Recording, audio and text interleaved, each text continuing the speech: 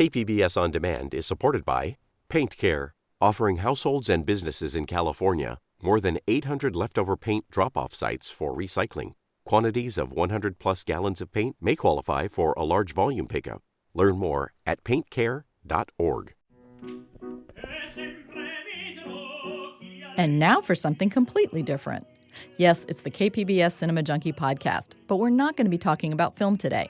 I cover arts in San Diego, and sometimes I get to interview people outside of the film community that I think are interesting enough to share with all of you cinema junkies. What you're hearing right now is tenor Rene Barbera warming up. It's not often that I get to be in the same room with an opera singer. In fact, I'm just a few feet away. It's impressive to feel his voice fill the room. And I feel a bit unworthy because I've been a bit musically impaired all my life. So I never feel like I can fully appreciate opera. I joked about this with Barbera as we were setting up for the interview. Well, I'm musically impaired. Here's my problem. I'm musically impaired. I'm relatively tone deaf. I can't dance because I can't hear the music. I know a great song for you. Yeah? I'm tone deaf. Music means nothing to me. Nick, would you mind giving me a piano?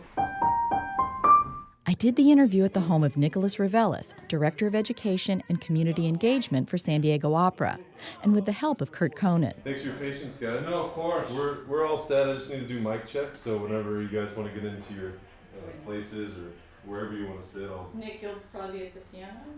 I hope you don't mind taking a little side trip to enjoy some insights into the world of opera. Barbera was quite accommodating, although he refused to let me record him warming up because he said that was just too personal. So here's my interview with tenor Rene Barbera. Hope you enjoy it. So we are at the home of Nicholas Reveles, and we are going to have something very special here. So Nick, explain where we are and what we are about to hear. Well, where we are is that I'm at the piano, ready to accompany this great tenor, Rene Barbera, who's going to be singing a concert for us, a recital, this coming Saturday night. And he's chosen to do La Donna Mobile for your radio audience today. This is the great tune or aria from Rigoletto by Giuseppe Verdi, and I'm sure it will be recognized by just about everybody in your audience.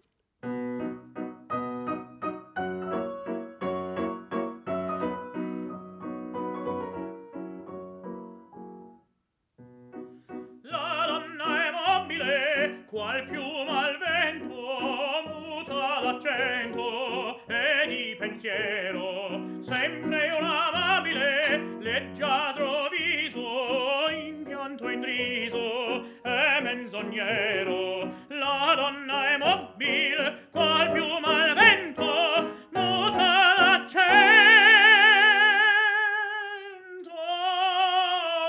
e di pensiero. Pensier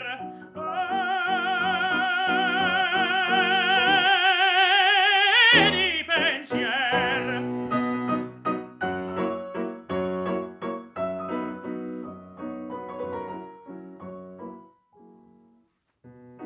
è sempre misero chi a lei s'affida, chi le confida, mal cauto il cuore, pur mai non sentesi felice appieno chi su quel seno non li amore. La donna è mobile, qual piuma al vento, muta d'accento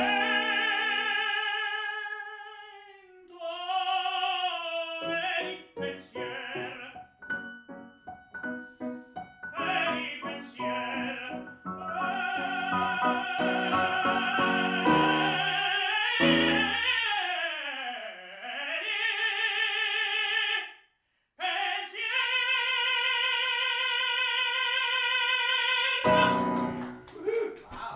First of all, I wanted to find out, how did you initially get into singing and what led you to opera? I started out with piano when I was quite young. For whatever reason, I decided I wanted to take piano lessons and karate lessons. And my mother and father both provided that. And so I started with piano, and I was pretty good at it, actually. A lot of people had said that I had the ability to take it, as far as I wanted, as long as I had the passion for it. I didn't. I did not have the passion for playing piano. I at the time, I really just hated practicing. I was young, and I didn't really want to sit in one place for an hour or half an hour or God forbid, longer than that, 2 hours. My God. At any rate, I just couldn't do it. But when I was in elementary school, I had gotten lucky enough to have a teacher who recognized my vocal talents because we sang every day the national anthem in school. So apparently she heard me singing or whatnot. So when we moved to San Antonio for my 4th grade year, my teacher had attached a little sticky note to my student record suggesting that they get me into choir, saying that I have a beautiful voice. Well, I was in, the music classes we all had, and the teacher of that class said, you should audition for the San Antonio Boys Choir. And so I did, and I got into San Antonio Boys Choir as a boy soprano. And then that all happened, and I had the opportunity to sing them all in the Night Visitors. I was a mall. And I was in 7th grade, and I had joined the choir in middle school, and they suggested that I be a tenor. Well, the choir director, Melinda Loomis of the San Antonio Boys Choir, said, no, you're not going to sing tenor if you're going to be singing to mall in December. You're just going to ruin your voice, and you won't be able to sing it. So she demanded, and sent a note along, that I'd be a boy soprano in the choir. Well, that led to me being the only boy in the all-girls choir in 7th grade. You can imagine what that was like for me. It was actually rather enjoyable. I enjoyed it, but there was a lot of poking fun at me.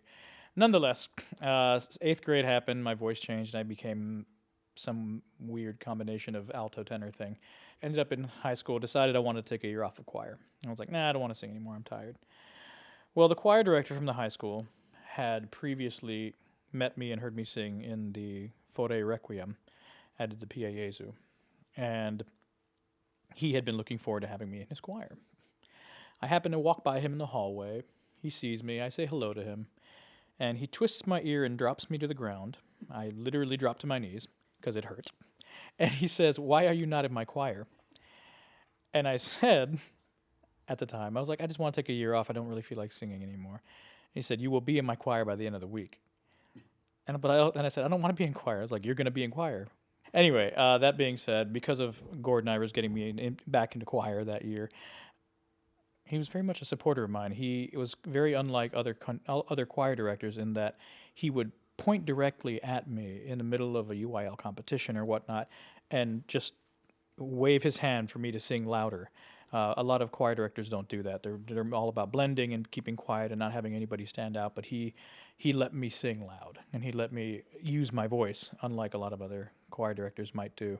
And with his support and his constant, hey, you can do this, I finally said, okay, fine, I'll audition at UTSA, University of Texas San Antonio. And he helped me learn my 2 audition arias, and I went and I got a scholarship, and it all went very well. And I tried to pull away from singing again after about a year and a half, and I moved to Colorado. But I didn't want to completely stop singing. I just didn't want to do it as a profession. So I sought out Martille Rowland in Colorado Springs and went and had a lesson with her after about a month of calling and getting no response. Finally got her, and I went to go sing for her. I sang La Donna Immobile for her, hilariously. And she immediately said, "You need to be in my program. I have a 3-week program here in Colorado Springs, Vocal Arts Symposium." And I said, I can't afford that. She said, no, you're getting full scholarship, room, board, everything. You just have to show up. And so I went, and through that I got in contact with the people at the North Carolina School of the Arts. A lot of their students were there, and James Albritton, who I'm about to go work with again for the first time in several years, singing the Duke. Haha, that'll be fun. It's all coming full circle. And after about 3 or 4 years of being a pain and struggling with the whole concept of singing and not really wanting to do it, but still being interested, I had a girlfriend, and that girlfriend left me, and it lit the fire, if you will. And I said, you know what? I've been here for 4 years. I owe it to myself to really give this a shot. And within a week, I had applied to several young artist programs and created my audition tape and everything. And that was my first audition season. It went very well. I got into the Maryla Opera program. I got into the Florida Grand Opera program and into the Lyric Opera program that year. And that's kind of how it all went. I finished my young artist tenure at the Lyric Opera Chicago after 3 years in 2012. And it's kind of, the rest is history, just been running around like a crazy person.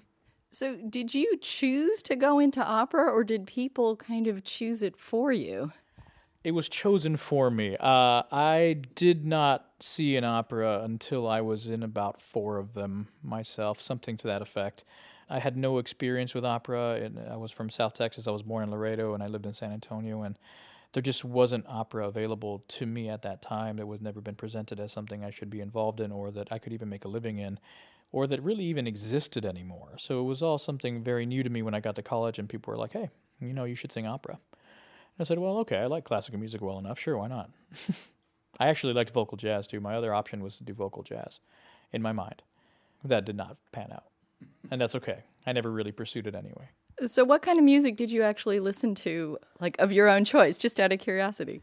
Oh, my. When I was in high school, before I actually got into opera, I listened to a lot of R&B, hip-hop, rap, a lot of heavy metal, too. I really loved Metallica. AC/DC, yeah, nothing remotely close to opera was in my playlist, and there really still isn't there. I mean, occasionally I'll pull out some Fritz Wunderlich or Alfredo Kraus, something along those lines, but usually not opera. Usually we're looking at Lieder and things like that, just to have something that's soothing and relaxing when I'm driving. Because occasionally, when I'm driving in a car, that's the only time I road rage. So I need to have when I feel the road rage coming on, I put on Fritz Wunderlich and I just relax a little bit. Otherwise, it's, I listen to dubstep when I'm in the car. But of course, now I just have a motorcycle. But I still listen to a sizable dose of Eminem. But this recital will not be featuring you doing any hip hop or heavy metal. Sadly, not. No. I would really. It's a dream of mine to work one-on-one with Eminem. That'd be really funny and entertaining. Well, Christopher Lee did that whole heavy metal album with that band. So, I mean, people cross over in interesting ways. That'd be pretty fun. I'm not opposed to the idea. You're very young, so you've probably come into opera when we've already had this addition of wireless microphones for everybody to be using. But how has that changed how a singer sings? Do you still have to project as much? Does it make any difference whether you're mic'd or not?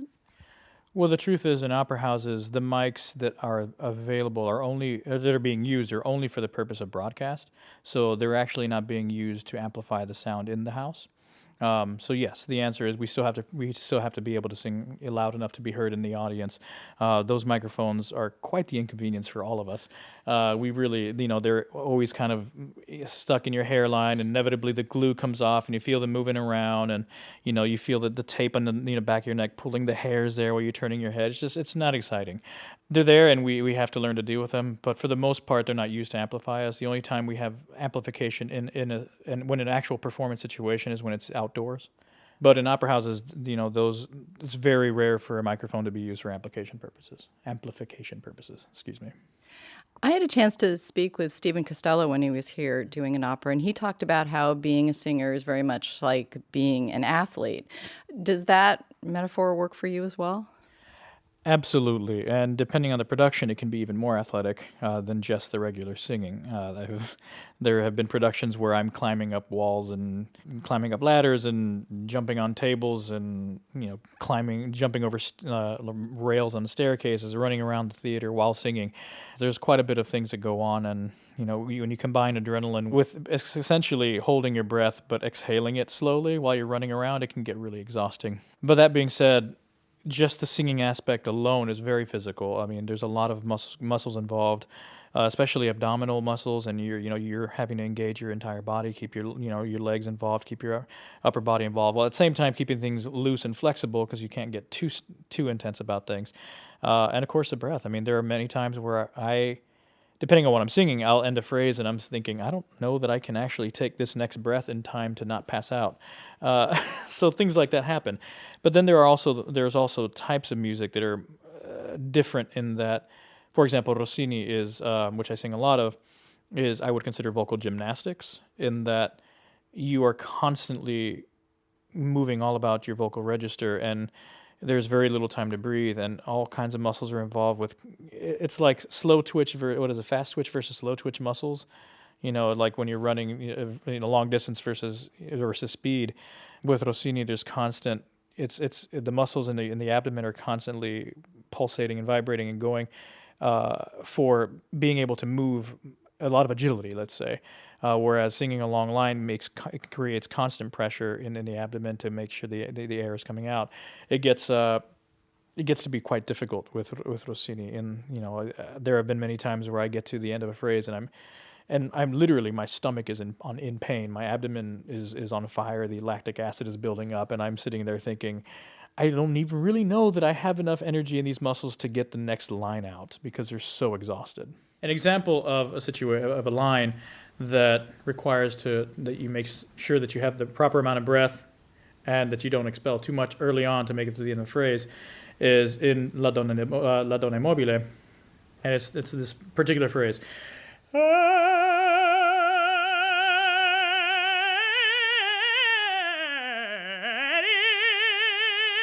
You're holding it for so long, that beginning note, then you have to make sure you have enough support and air coming through to be able to do the run down, plus hop back up and hold it a little longer.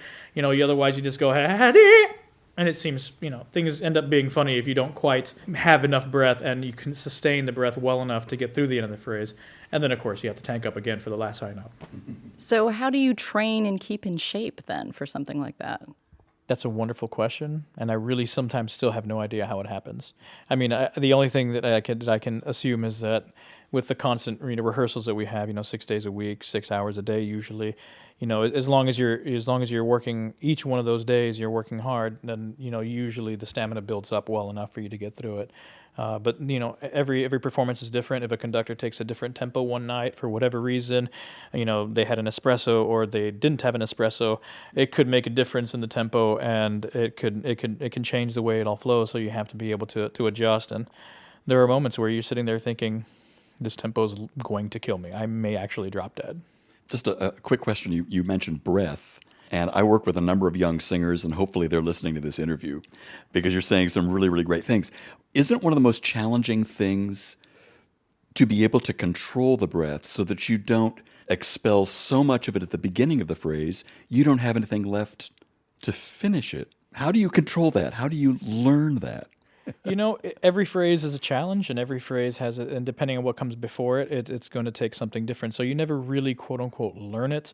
You learn it for that particular line, you learn it for that particular aria, that particular duet or ensemble piece, where you say, okay, well, this line before this next one, I have to take a breath here, otherwise I'm not going to have enough for this, and it has to be a big breath or it has to be a quick breath. You have to know where those are, and you have to really plan them out to make sure you have all that. And of course, you have to practice those lines and make sure that you can get through them. And there's various breathing exercises. One of my favorite ones is using a straw, putting one end of the straw into a bowl of water, but you want to put it just under the surface, and you breathe, you exhale as slowly as you can and make the smallest bubbles you can, but maintain the bubbles all throughout until your breath is gone. So it helps you learn to use your abdominal muscles to actually control how much breath is coming out from the beginning to the end, and sustaining that can be really difficult and it's exhausting, but it's one of the good exercises to do. And just doing breathing exercises in general is really helpful. I don't always do breathing exercises before a show, but if there's a particular phrase and I know I'm going to have to sing, if I have the time beforehand, I'll just go straight to the dressing room and just do a lot of exhaling breaths and, pulsating and just holding out long phrases as long as I can. So before any performance, do you have a regular routine of like warm-ups that you have to go through?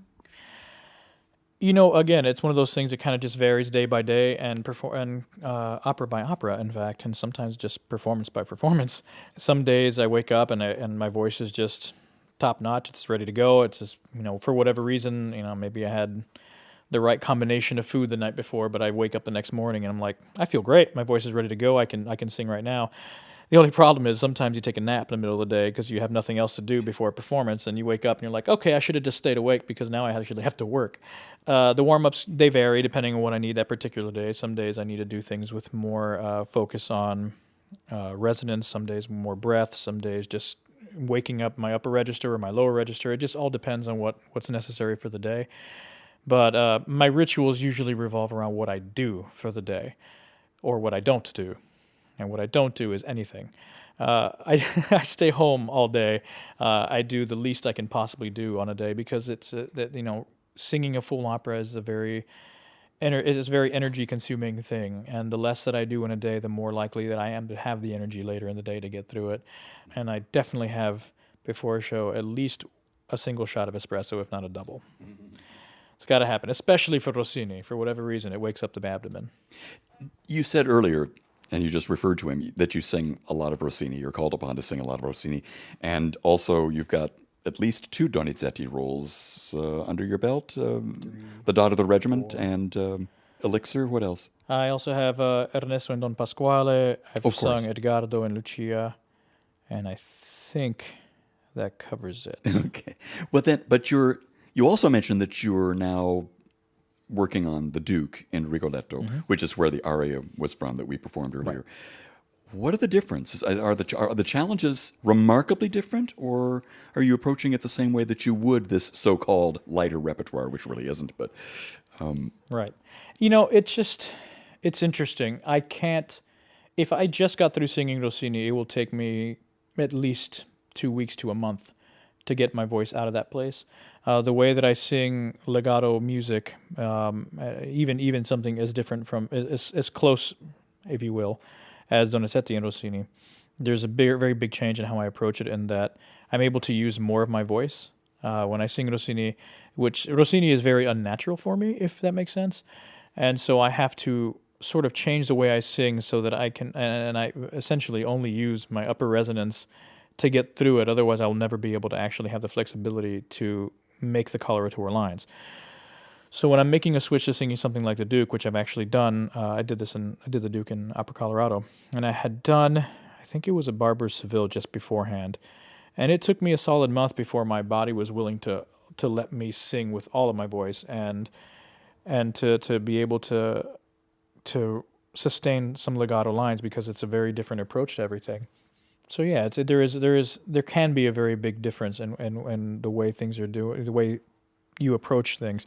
From a technical standpoint, for the most part, nothing changes. I just kind of allow myself to have more color in my voice and use some of my chest resonance that I don't get to use in other things.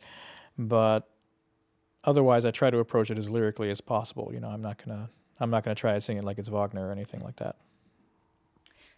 So in selecting the pieces for this recital, what were you looking to do? Were you looking to challenge yourself in some ways or revisit things that you really enjoyed? Well, it's a combination of a lot of things. Definitely some revisiting of things that I've enjoyed, because I there are a lot of pieces in this list that I really love. But a lot of it was just selecting music that makes me happy, because it's really nice to sing things that are different from what I sing all the time. And there's a lot of legato music. There's a lot of things about love in there, and heartbreak and happiness, and kind of going back and forth between the two. It's a very, for whatever reason, that type of music really speaks to me. And it's a lot of Italian and Spanish with a couple of French things mixed in. One of the songs I want to sing again, mainly because my mother, for my senior recital in college, it was Con amores la mi madre, with love, my mother, is the name of the title. I had chosen that song to sing for her. Well, the day of my recital, she had an anxiety attack. At the time, she did not know that's what it was. She thought she was having a heart attack. The hospital thought she was having a heart attack. So they took her in, and once they realized that it wasn't a heart attack, they said, "You know what? We're going to keep you here for monitoring. You can't leave." And so she stayed, and she missed my recital, and that was really hard for me. So it's kind of an emotional piece for me. I almost lost it that night when I was singing that piece. And so now, as a professional, my mother's going to come and see me. And so I said that has to be on there. She has to actually see me perform it, because she didn't get to. So otherwise, it's just a bunch of music that I really like and I think speaks to me. And I think the words and the music can speak to everybody. It's just about, most of it is just about the human experience, about love and heartbreak, and kind of how that all goes, in various waves, if you will. There's one particular set that I chose as something completely new. I said, I need to have something I've never sung before that's somewhat different from everything else, and that would be the Hina Sera pieces. And they're very interesting pieces. The music, the accompaniment is it almost seems atonal, but it's not. Because especially once the singing comes in, for whatever reason, I picked it up very quickly, and I was kind of afraid of them at first. And once I started working on them, I realized, oh, these are actually quite tonal and they're really interesting. And one of the pieces is quite creepy. You'll enjoy that one. Would you pick any of these as being particularly challenging, like the most that of the selection?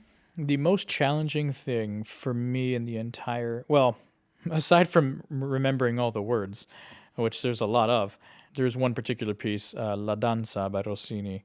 Go figure, the two hardest pieces in the thing are both Rossini.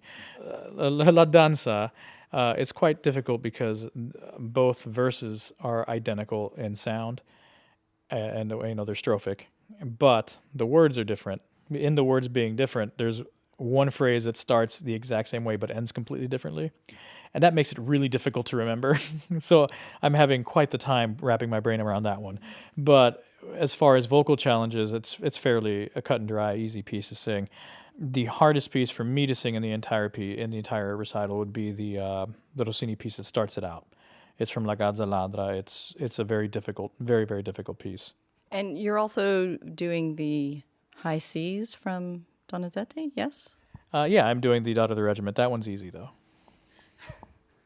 It's commonly stated that when it comes to that piece, you either have the high C's or you don't, and if you have them, it's easy. If you don't, it's hard. So, I mean, I'm fortunate that the high C's are not really a challenge for me. In my opinion, and I think a lot of people would agree, the second aria in the Daughter of the Regiment, Pour me rapprocher de Marie, is substantially harder than the first, which is the one with the 9 high C's. It's just the most popular one because it's exciting, and the high C is often seen as a Mount Everest for tenors, but if you can do it, you can do it. You're singing one of my favorite arias from the Pearl Fishers, Je crois entendre. And I've always wondered where the tenor has to sort of place that, where you have to sing that from, because it's marked pianissimo. I hear recordings of it and I think, is that person singing falsetto or just lots of head resonance? How do you explain what you have to do in order to make that piece come off? It's an interesting piece. I love it because it gives me the opportunity to do something I don't ever get to do, and that's to kind of float everything. It's kind of just like singing in this voix mixte area. It's just kind of, I don't know, it's hard to explain. There's definitely a lot of head resonance, but it's also strangely really kind of high and back in the head, and the way I feel it when I'm singing.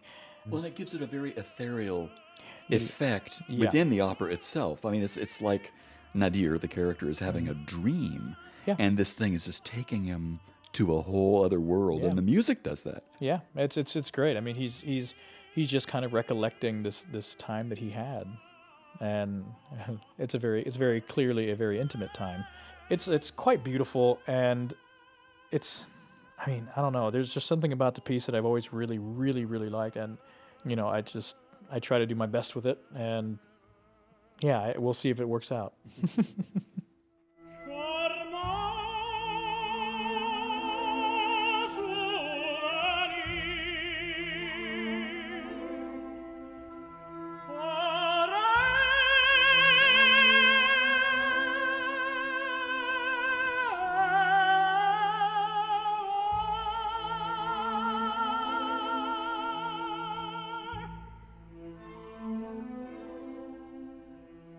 On that note, we have to wrap up. Thanks so much.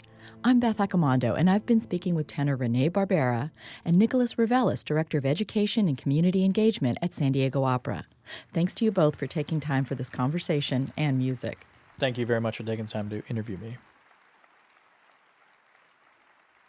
Thanks for listening to the KPBS Cinema Junkie podcast and our little side trip to the world of opera.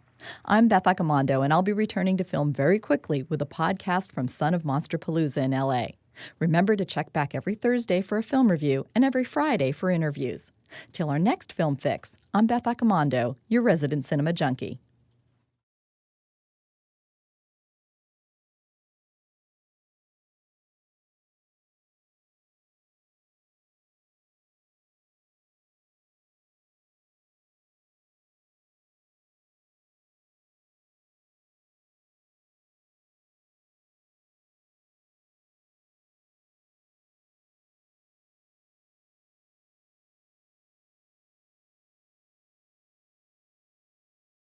KPBS On Demand is supported by Paint Care, offering households and businesses in California more than 800 leftover paint drop-off sites for recycling. Quantities of 100 plus gallons of paint may qualify for a large volume pickup. Learn more at paintcare.org.